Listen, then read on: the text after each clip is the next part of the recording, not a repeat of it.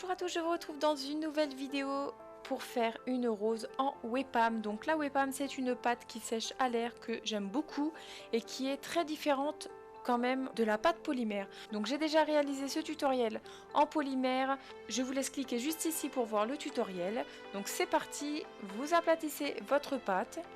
Vous pouvez utiliser un emporte-pièce ou alors vous faites les pétales à la main, c'est comme vous souhaitez. Une petite chose à savoir, il faut absolument malaxer tout le pain de Webpam pour mélanger tous les produits à l'intérieur, sinon elle risque de coller ou voilà, de craqueler. Enfin voilà, il y a plein de choses qu'il faut prendre en compte, donc malaxez là correctement. Dans le cas de cette rose, j'utilise l'emporte-pièce de pétales et j'en fais environ 2 à 4 pétales pour chaque taille. Une fois que vous avez fini, vous refermez votre sachet en essayant de chasser le plus d'air possible et il faut absolument refermer la boîte correctement pour éviter que la pâte ne sèche. Ensuite, vous prenez un petit bout de votre pâte, vous allez faire comme une petite goutte et vous allez planter un bâton en bois dedans. Vous le retirez et dans le trou vous mettez de la colle. Donc pourquoi? Tout simplement parce que la Webpam s'utilise avec de la colle.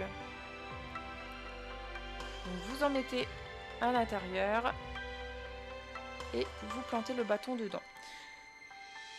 Au tout début que j'utilisais la Webpam, je ne pensais pas que la colle allait aussi vite à sécher, mais faites attention, une fois que vous l'avez mis, la Webpam colle très vite avec cette colle. Donc faites attention.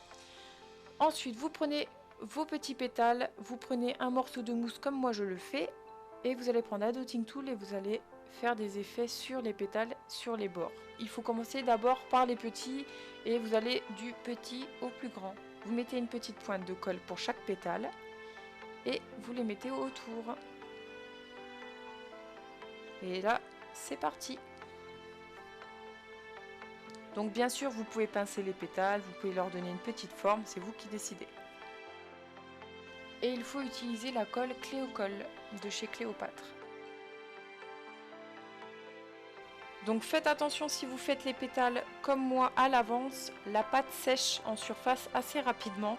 Donc c'est pas très gênant pour faire une rose tout simplement parce que elle va prendre une certaine forme et vous pouvez donc retourner le pétale pour refaire encore un autre effet.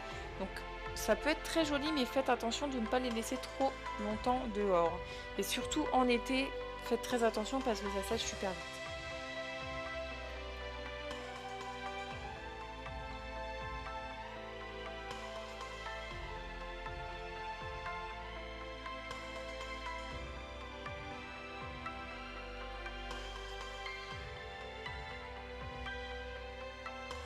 Donc c'est toujours la même technique, vous prenez le pétale et vous le collez à chaque fois.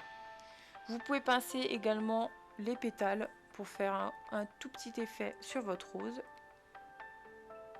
Donc bien entendu, si vous ne le trouvez pas assez large, vous pouvez le reformer un peu avec vos doigts. Et voilà ce que ça donne. Pour un petit peu plus de fantaisie, j'ai décidé de prendre mes pots de perlex que j'adore et j'ai rajouté donc des pigments à l'intérieur pour donner un effet beaucoup plus intense et je vais en mettre un autre à l'extérieur des pétales pour faire encore un autre effet.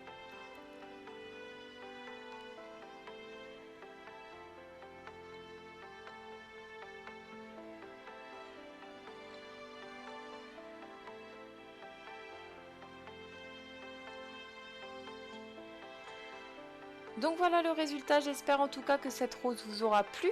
N'hésitez pas à vous abonner, à liker la vidéo, ça me ferait énormément plaisir et je vous dis donc à très bientôt.